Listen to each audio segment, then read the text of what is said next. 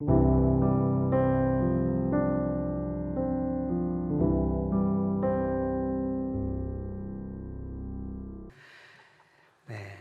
주의 식탁에 초대받은 사람들이라는 제목으로 주의 말씀 전하도록 하겠습니다. 우리가 예수님이 만나신 사람들이라는 제목으로 오늘 15번째까지 왔어요. 오늘까지 하고 다음 주 16번째까지 하면 아마 마무리 될 것 같습니다. 오늘은 부활하신 예수님이 디베랴 호수에서 만나셨던 제자들의 이야기와 또 그들을 만나셨던 예수님의 이야기입니다. 부활하신 예수님은 디베랴 호수에서 7 제자들에게 나타내 보셨습니다. 제자들은 예수님을 만나기 전까지 물고기를 잡으려 했으나 밤이 맞도록 수고하여도 아무것도 잡지 못했습니다. 부활하신 예수님은 그들을 만나서 밤이 맞도록 수고한 그들에게 기적을 베풀어 주셨습니다. 또한 그들에게 새로운 힘과 용기를 주십니다. 오늘 말씀을 통해 우리도 우리 인생을 가운데 함께 하시는 주님으로 말미암아 힘과 용기를 공급받는 귀한 시간 되기를 주님의 이름으로 축원드립니다. 오늘 말씀은 그 후에 라는 말씀으로 시작합니다. 그 후에 예수님께서 디베랴 호수에서 제자들에게 자기를 나타내신 일입니다. 그 후는 문맥상 부활하신 예수께서 제자들에게 자기를 나타내신 그 일입니다. 예수님은 예루살렘 예수님의 무덤에서 부활하신 후에 막달라 마리아를 만나셨고, 또 유대에서 의심 많은 도마를 만나셔서 옆구리에 창자국과 손에 못자국을 보이셨습니다. 그리고 오늘 세 번째, 이제 예수님은 그분의 말씀대로 오늘 디베랴는 갈릴리 호수, 갈릴리 바다의 다른 명칭입니다. 요한복음에만 이렇게 표현되어 있는데요. 예수님은 그분이 죽으시기 전부터 내가 부활하면 너희보다 먼저 갈릴리로 갈 거야 라는 그런 말씀하셨습니다. 오늘 예수님께서 부활하신 후에 디베랴 바다에 가셨다는 것은 그분의 말씀을 그분이 이루시기 위해 가신 것임을 알 수 있습니다. 예수님이 이제 그분의 말씀대로 갈릴리에 오셔서 제자들을 만나기 위해 오셨죠. 예수님이 나타내신 일은 이러하다고 말씀하면서 오늘 말씀은 제자들의 이름을 소개합니다. 시몬 베드로, 그 다음에 디두모라고 하는 도마, 예수님 의심 많은 도마였죠. 그리고 갈릴리 가나 사람 나다나엘, 그리고 또 세베대의 아들들, 우리가 알고 있는 요한과 야고보입니다. 그리고 이름은 밝히지 않으나 다른 2 제자들, 그들이 거기에 있었다고 오늘 말씀에서 증거합니다. 베드로서부터 이름을 밝히지 않은 제자들까지 모두 숫자가 7명입니다. 그리고 오늘 말씀에 보면 2절에 그들이 함께 있었다는 말로 증거하고 있습니다. 이들은 예수님께서 고난당하시기 전에 하신 말씀에 대한 순종으로 이들도 또한 갈릴리 디베랴로 왔습니다. 예수님께서 마태복음 28장 10절 말씀에 보면 무서워하지 말라, 내 형제들에게로 갈릴리로 가라 하라, 거기서 나를 보리라 라고 말씀하셨던 주님의 말씀이 있었습니다. 7 제자가 지금 디베랴 바닷가에 있는 것은 주님이 말씀하신 갈릴리로 가라는 그 주님의 말씀에 순종하기 위해서 온 것임을 알 수 있습니다. 많은 사람들이 제자들이 오늘 이 본문 말씀을 통해서 제자들이 이제 물고기 잡으러 가는 부분을 믿음이 없는 것으로 해석하는 분들도, 신학자들도 있고, 그것이 아니라 단순히 그냥 물고기 잡으러 갔다고 해석하는 입장도 있습니다. 저는 후자에 속합니다. 왜냐하면 그들이 믿음이 없어서 물고기 잡으러 간다는 그런 표현이 없기 때문입니다. 오히려 그들은 예수님의 말씀에 순종하기 위해서 갈릴리 바다, 디베랴 바다에 온 것임을 알 수 있습니다.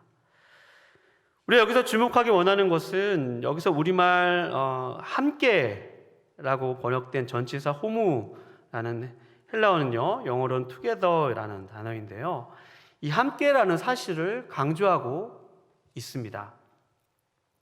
그들이 모였는데 각자 자신이 속한 곳에 있었던 것이 아니라 그들이 같이 모여 있었던 것입니다. 함께 그들이 있었던 것입니다. 이때 리더격인 시몬 베드로가 같이 있었던 제자들에게 이야기합니다. 나는 물고기 잡으러 가노라.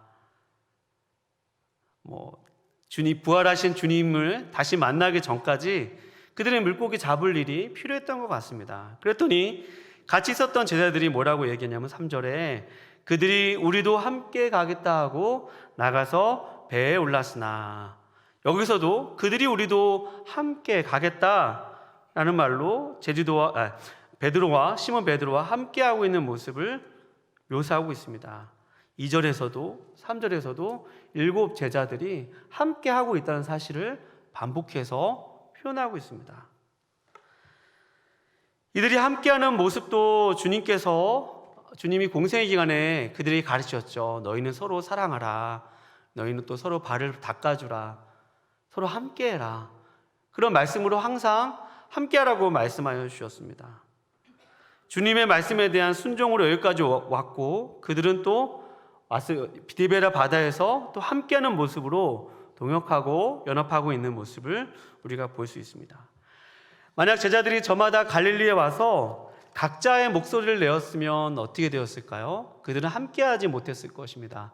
내가 먼저 주님을 만나야지, 부활하신 주님을 만나서 내가 이제부터는 이 그룹의 리더가 될 거야, 수장이 될 거야, 내가 주도권을 잡을 거야, 이렇게 다른 마음을 품었더라면 연합할 수 없었을 것입니다. 함께할 수 없었을 것입니다.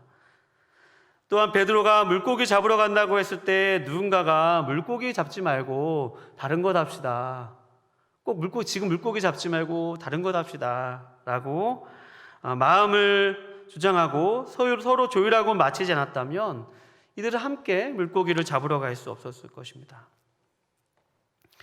오늘 말씀을 통해서 우리는 부활하신 예수님이 이 마음을 같이하여 함께 하고 있는 이들에게 찾아가셨음을 우리가 확인할 필요가 있습니다. 왜냐하면 주의 사명은 혼자서 감당할 수 없기 때문입니다. 여러분 믿으십니까? 주의 사명은 나 혼자서 잘한다고 해서 되는 것이 아닙니다. 같이 하는 것이죠. 사도 바울도 그의 전도 여행에서 도역자들이 얼마나 많았는지 모릅니다. 바나바가 있었고, 또 말씀을 기록했던 누가가 있었고, 마가가 있었고, 또 로마서 16장 3절에 보면 이런 다 많은 표현들이 있지만 이런 표현이 있습니다. 너희는 그리스도 예수 안에서 동역자들인 브리스가와 아굴라에게 문안하라. 그들은 내 목숨을 위하여 자기들의 목숨까지 내놓았나니 나뿐 아니라 이방인의 모든 교회도 그들에게 감사하느니라. 사도 바울도 그의 전도 여행을 할 때 그의 동역자들이 없었다면 그가 절대로 그 많은 교회들을 세울 수 없었고, 로마서를 기록할 수 없었고, 갈라디아서를 기록할 수 없었고, 그 많은 서신들을 기록할 수 없었음을 우리가 알 수 있습니다.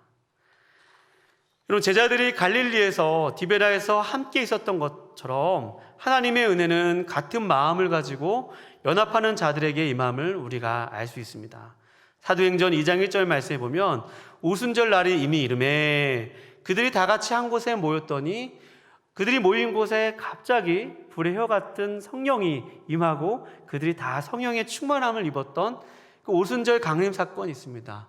그 오순절 강림 사건이 있기 바로 직전에 있었던 일은 그들이 같은 장소에 마음을 같이하여 함께 있었다는 사실입니다. 따라서 여러분, 우리의 삶의 회복은 어쩌면 우리가 마음을 같이하여서 함께 모여서 예배를 드릴 때 하나님께서 우리 가운데 함께 하심을 확인하는 우리 모두가 되기를 주님의 이름으로 축원드립니다. 히브리서 10장 24절에서 25절 말씀에 보면 이런 말씀이 있습니다. 서로 돌아보아 사랑과 선행을 격려하며 모이기를 패하는 어떤 사람들의 습관과 같이 하지 말고 오직 권하여 그날이 가까움을 볼수록 더욱 그리하자 라는 말씀이 있습니다. 여기 보면 서로 돌아보아 사랑과 선행을 격려하라고 했죠. 모이기를 패하는 어떤 사람들의 습관과 같이 하지 말고 오직 그날, 주님이 오실 그날이 가까움을 볼수록 더욱 그리하자라고 했습니다. 여러분, 신앙생활은 나 혼자만 잘해서 되는 건 아닙니다. 공동체원들과 함께 주님의 몸으로 함께 지어져 가고 세워져 가는 것입니다. 그러니 우리 주변에 혹시 예배 못 나오시는 분도 있다면 그분들을 위해서 기도하고 또 그분들이 예배 나올 수 있도록 우리가 함께 같이 오늘 우리 제자들처럼 같은 마음을 품고 함께하고 연합하는 우리 모두가 되기를 주님의 이름으로 축원드립니다.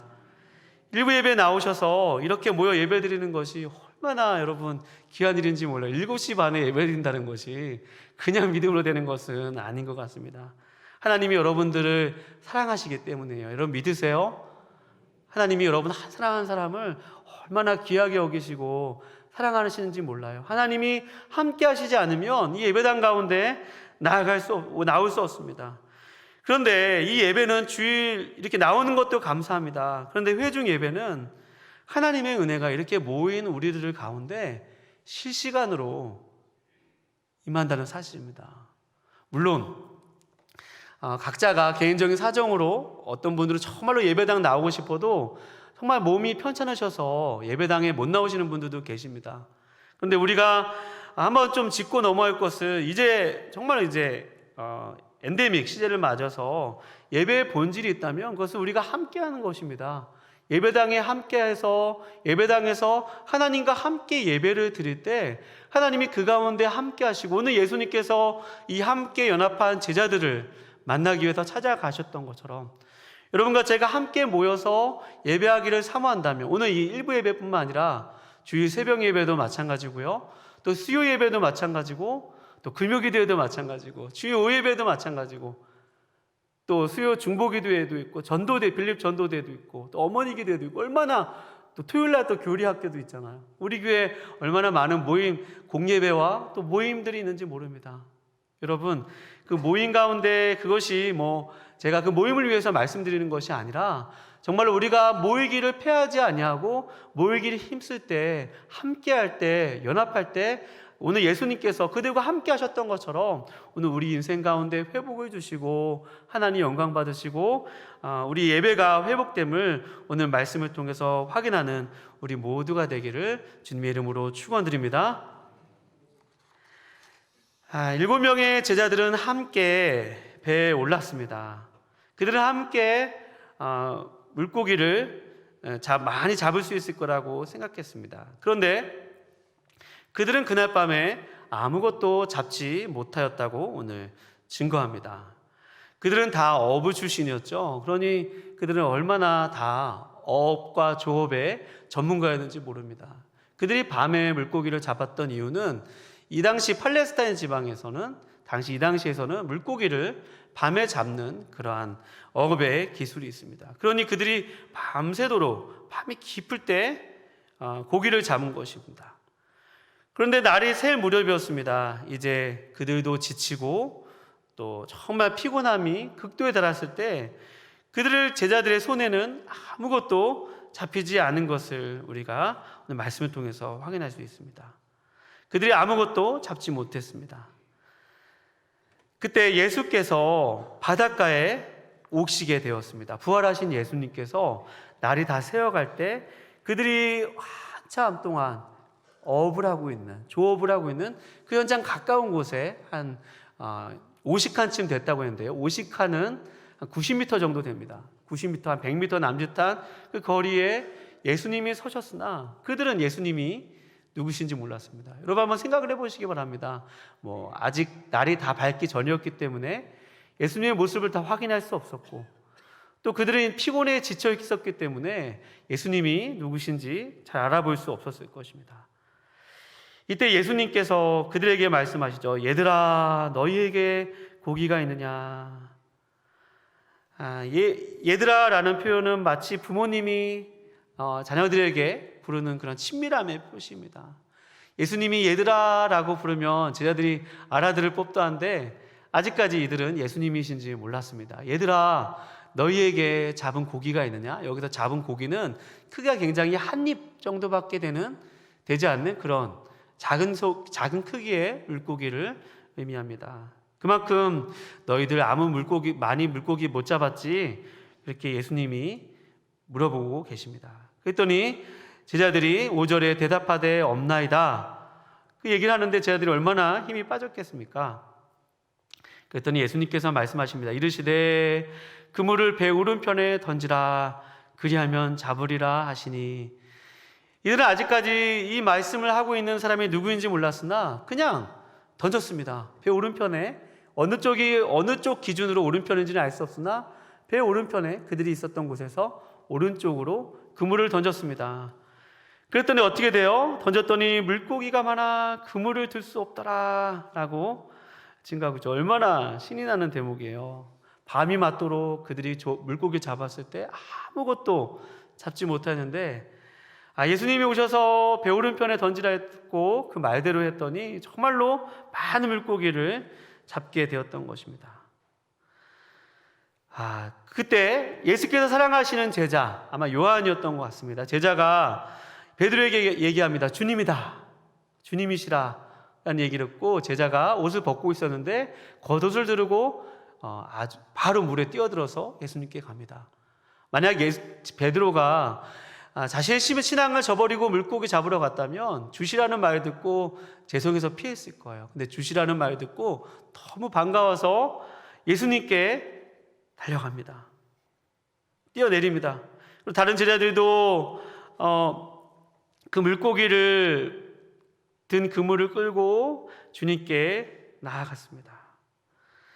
여러분, 베드로와 제자들이 그 배에 가득한 물고기를 보며 얼마나 마음에 신이 났을까요?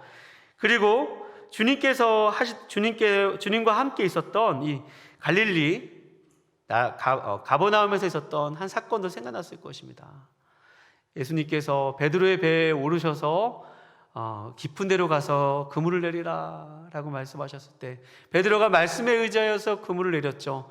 그때도 정말 두 배가 잠길 정도로 정말 그물이 찢어질 정도로 많은 물고기가 잡혔던 그 사건이 생각났을 것입니다. 그리고 또 예수님께서 또 죽으시기 전에 그들과 마지막 날 만찬하시면서 하셨던 말씀도 생각났을 것입니다. 요한복음 15장 5절 말씀인데요. 나는 포도나무요 너희는 가지니 그가 내 안에 내가 그 안에 거하면 사람이 열매를 많이 맺나니 나를 떠나서는 너희가 아무것도 할 수 없음이라. 나를 떠나서는 너희가 아무것도 할 수 없음이라. 제자들은 분명히 확인했을 것입니다. 제자들이 그렇게 힘을 합쳐서 물고기를 잡아도 그들이 건져 올린 것은 빈 그물에 올려진 쓰레기와 깡통과 그런 것들이었지만 그들의 인생 가운데 다시 예수님이 오셔서 말씀하셨을 때 그들의 인생 가운데 채워짐의 역사, 그물이 가득하게 되어지는 그 역사를 경험하게 된 것입니다.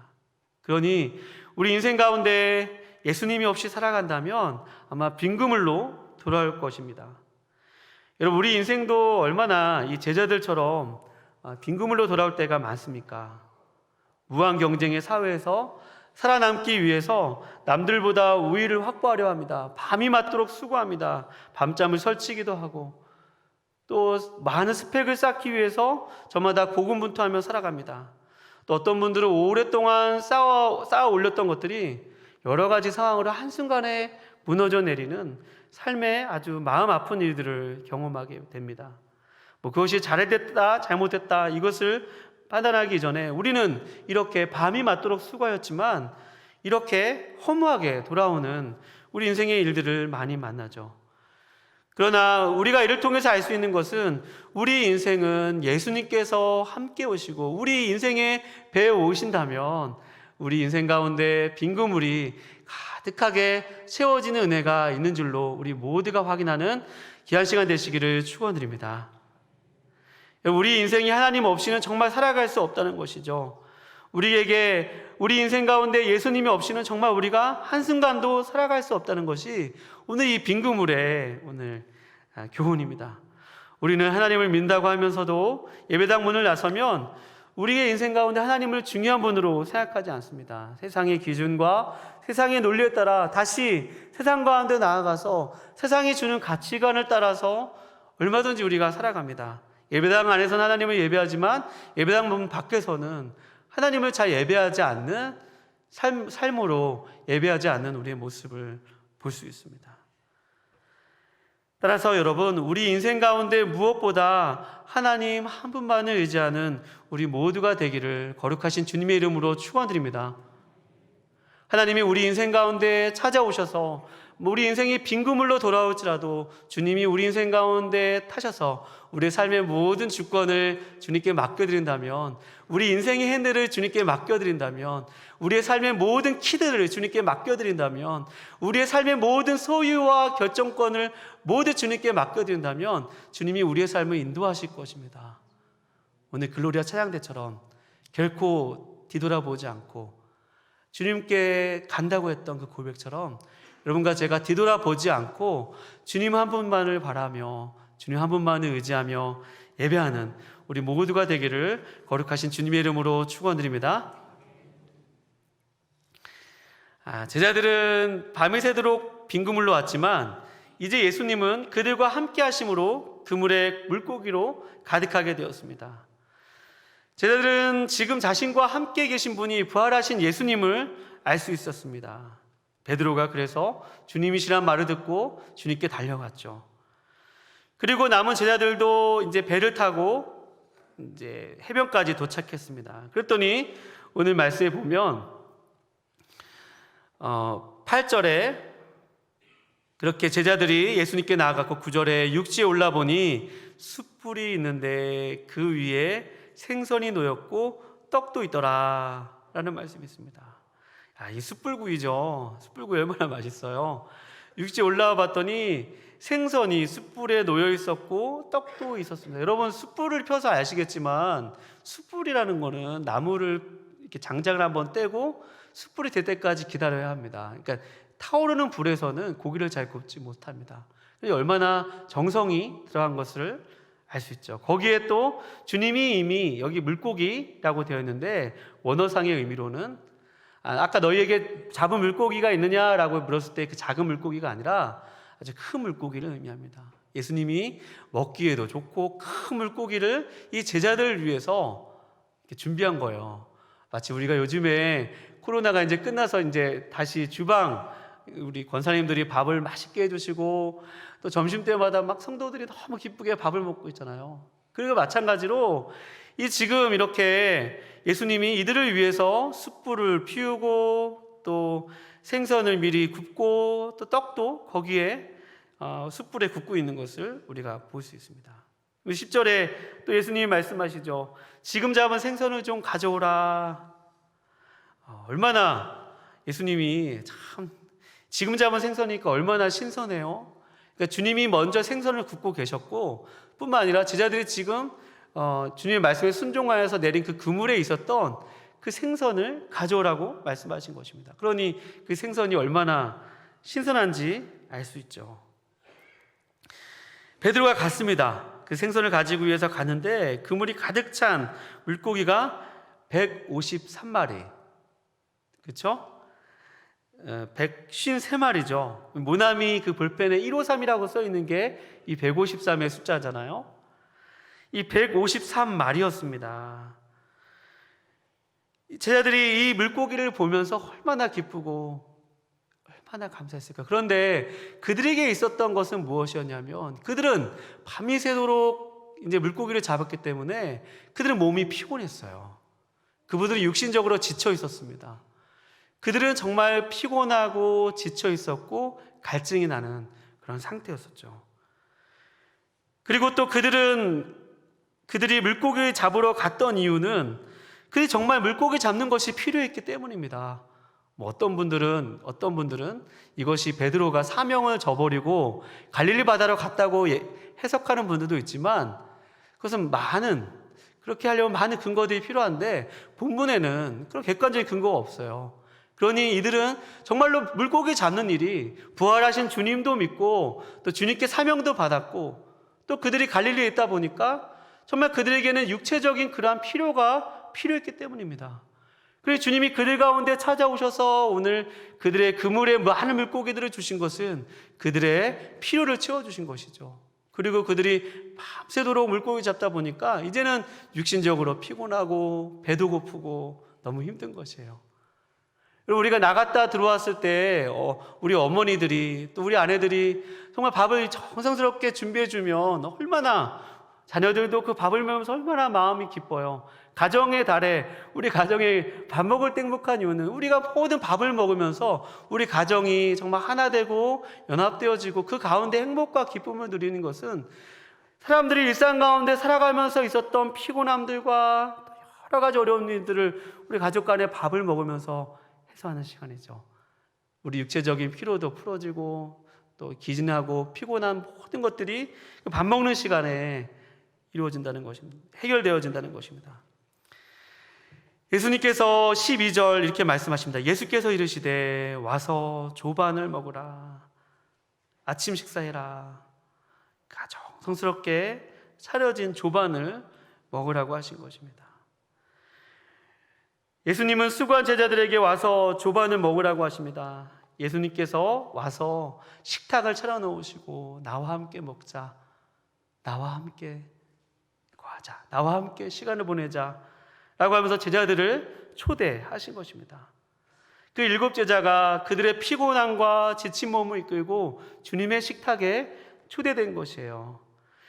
그들은 물고기를 잡으러 갔을 때 아무 물고기를 잡지 못하고 빈 그물로 있을 때 얼마나 낙심했겠습니까? 그런데 예수님은 마치 목자와 같이 정말 양떼 한 명 한 명을 생각하시면서 그들과 함께 가셔서 그들이 물고기 잡는 현장에 함께 계시고 또 뿐만 아니라 그들이 배고프고 굶주림을 하시고 그들의 모든 육체적인 필요를 채워주시는 그러한 목자라는 것입니다. 여호와는 나의 목자시니 내가 부족함이 없으리로다. 그가 나를 푸른 풀밭에 누이시며 실만한 물가로 나를 인도하시는도다. 내가 사망의 음침한 골짜기로 다닐지라도 해를 두려워하지 않을 것은 주의 지팡이와 막대기가 나를 안위하시나이다. 할렐루야.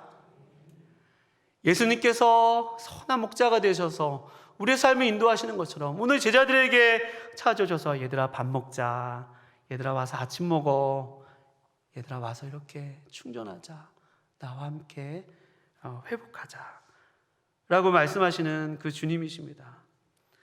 여러분, 우리 삶 가운데 혹시 삶의 무게로 피곤함과 또 회복이 필요한 분들 계시다면 주의 말씀의 식탁 앞에 나와서 주의 말씀을 들으면서 영혼과 육신 가운데 새 힘을 공급받는 우리 모두가 되기를 주님의 이름으로 축원드립니다.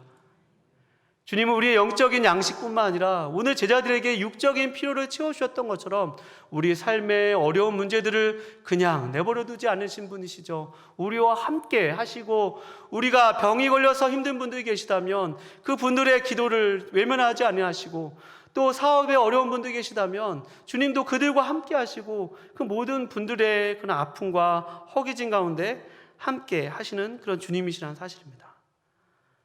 그러니 여러분과 제가 이번 한 주를 살아갈 때에 주님께서 제자들과 그렇게 함께 하셨던 것처럼 우리와 함께 하시는 그 주님을 의지하고 신뢰하시기를 거룩하신 주님의 이름으로 축원드립니다. 내가 세상 끝날까지 너희와 항상 함께 있으리라. 내가 세상 끝날까지 너희와 항상 함께 있으리라. 여러분 믿으십니까? 주님이 이제 제자들에게 사명을 회복시켜 주시는데 함께 하신다는 것은 무엇으로 말씀하고 계신 거예요? 지금 제자들과 함께 하셔서 그들이 물고기 잡는 가운데 도와주시고 또 그들이 피곤했을 때 그들에게 양식을 주시고 그들을 회복시켜 주셨던 것처럼 이제 제자들이 사람을 낚는 어부로서 성령이 임하시면 그들이 땅끝까지 이르러 증인이 될 때 주님이 함께 하시겠다는 그 말씀이 이렇게 실제적이고 또 일상 가운데 찾아오시는 주님이심을 제자들이 간직했을 것입니다. 따라서 여러분, 오늘 우리의 삶을 살아갈 때에 우리 삶 가운데 찾아오셔서 식탁을 마련해 놓으시고 와서 먹어라, 아침 먹어라 얘야 라고 말씀하시는 그 주님의 음성을 듣고 그 주님과 시간을 보내며 주님과 교제하며 우리 삶을 새롭게 하시고 우리 삶에 힘과 용기를 주시며 넉넉히 살아갈 만한 힘을 주시는 그 목자 되신 주님과 함께 이번 한 주도 믿음으로 고백하며 살아가는 우리 모두가 되기를 거룩하신 주님의 이름으로 축원드립니다. 기도하시겠습니다.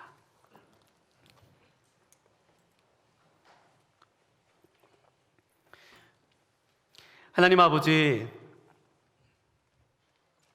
주님께서 우리 기진맥진한 우리 제자들을 위해서 주님 귀한 아침을 차려주시고 또 그들을 먹이셨던 것처럼 그들을 위해 섬기시고 그들 사랑으로 함께 하셨던 것처럼 주님, 우리 일상 가운데 배고프고 또 지치고 고난 일을 만날 때마다 주님께서 우리를 위해서 예배해 놓으신 그 식탁 가운데로 그 초대하시는 그 음성을 듣고 나아가는 우리 모두가 될 수 있도록 주님 인도하여 주시옵소서.